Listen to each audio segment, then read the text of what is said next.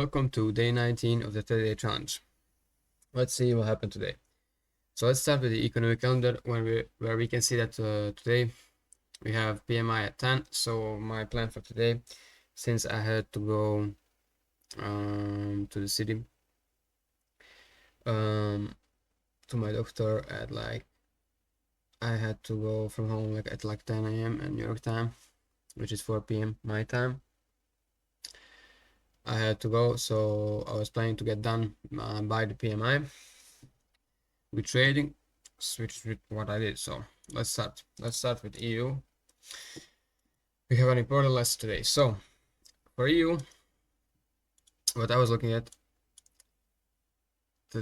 so we left the break structure with a fair value gap, so people would think price will go down. But for sure, I was for sure that we are going up into the daily fair value gap. Now for me, we are bullish because we have all of these relative equal highs.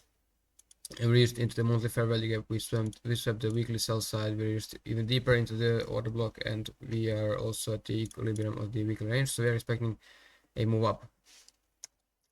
On the lower time frame, this move down was actually a pull into the discount of this move up.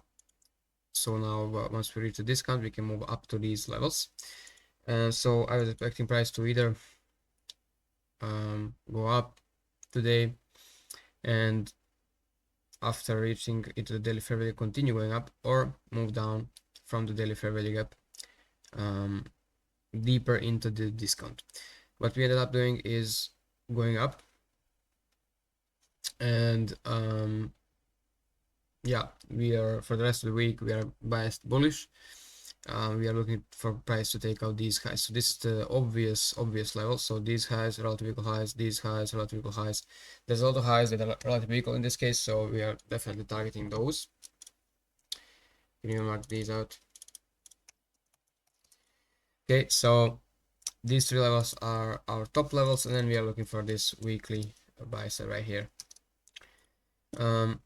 The reason price moved lower to the discount is because of the weekly order block. So with this day, we now know that we are bullish. So tomorrow we are going to be aiming for a sell side sweep and then for a bullish trade, hopefully. In this case, right here, I remained bullish because I was bullish for a few weeks now, and we reached into the discount, so I'm expecting price to go higher. On the lower time frames, for here, the 4-hour time frame, we didn't really have much. We have this order block right here. We have the daily fair value gap. So this is a setup for a short. If you forget the bias, this is basically a short, because we have the daily, the order block on the 4-hour, and then when you stop on the 1-hour, we didn't have really any liquidity here, other than this right here, which we'll get into. But this was also a liquidity point.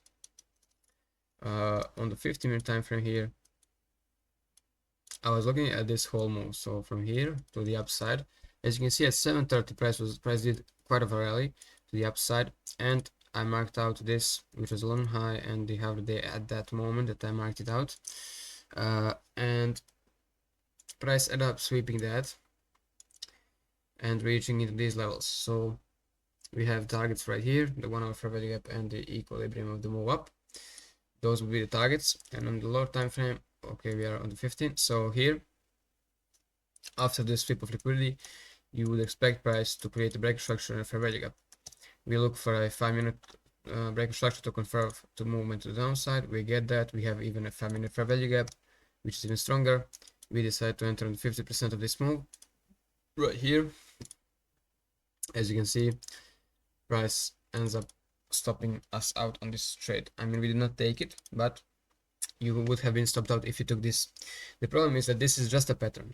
Okay, so this is a pattern. This is a 2022 model, but it's missing narrative. It's missing the bias, which is the problem. We have to stop taking trades that are against our bias.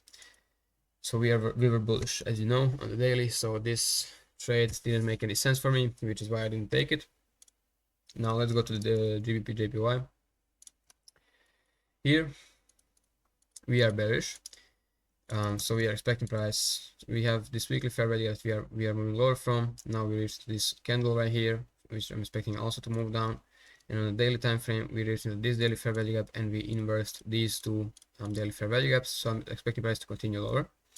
Now here, as I saw price slightly going up every time, I was expecting price to push up into the daily order block right here, this one, and as you can see, that's the first time price reaching into the discount, into the premium of the move, so, or above equilibrium. In this case, now that we have price reached here, we are bearish because we are now inside the daily PDRA or point of interest where price can go lower. One thing also is we swept previous week's high, which is actually 4-hour relative highs, and we swept these highs right here, and we have this 4-hour order block, this candle. This is the last candle, this is the order block right here.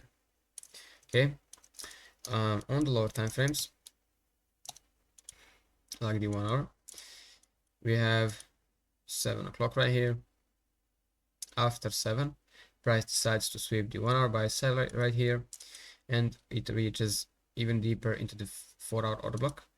From here you can open and see that we took out also the London high, which was actually here. It wasn't a swing high, but this is still a London high, so it took it out right there, and it also took out the high of the day, which was present at the moment. Let's see which one that exactly was. Wait a second. So if we go to the 15, and we can mark out 0. Okay, this would be the low of the day, and the high of the day at this point would be this right here. So this right here would be the high of the day.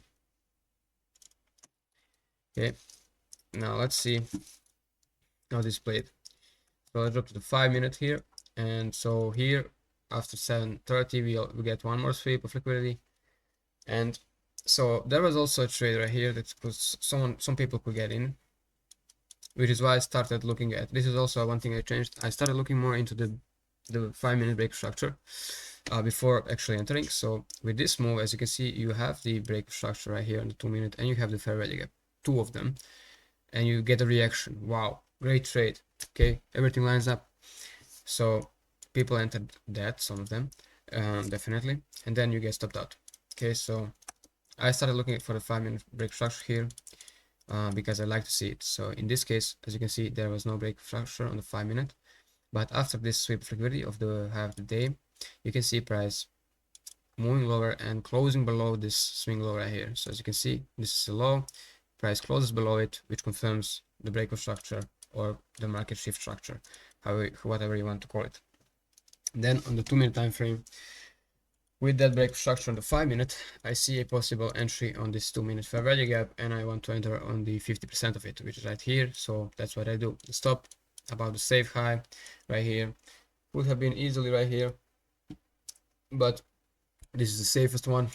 And then target 3R for me, because I didn't have any real clear targets today that were kind of obvious. So I went with 3R, and that was inside of this 1 hour fair value gap right here, this one. So I was not sure if we were gonna maybe push a little bit more up or something like that, so I decided to close a 3R right here, and this was the trade that I took basically. So break structure, fair value gap, entry, price followed with this 5-minute fair value gap, and price reached into it, then moved down. When price reached 1 to 2, I put my stop loss right above this high, because we have a 5-minute order block right there. So I put it above that in case price wanted to reach up into that and move lower, and then it used a 2-minute fair value gap here to deliver to the target fully. One like alternative that I could have done is, since I started, I'm gonna be aiming at liquidity. This is the only liquidity level that would give more RR, the 50-minute sell side, so for 6R. But that was kind of risky, so I don't think I would take this because it's risky. It's only a 50-minute sell side liquidity. It's not even like a discount or something like that. So yeah, I didn't want to go with that. I didn't want to risk it. I just went with the safe one, because we can easily get a rejection from the 1 hour and the 50-minute fair value right here to the upside. So I did not want to risk that. So if we get, like, if this was a London low, this if this was a long low, then I would probably aim at that. I'm still getting comfortable with that. I'm testing it and seeing how it goes, and just putting more like awareness to it. So yeah, I'm not gonna fully switch to targeting like 5-6 hour on every trade. I'm not gonna do that for now at least. So I'm gonna focus on good setups and high quality setups that will give me money basically. So yeah, that's it for this day. Thank you for tuning in.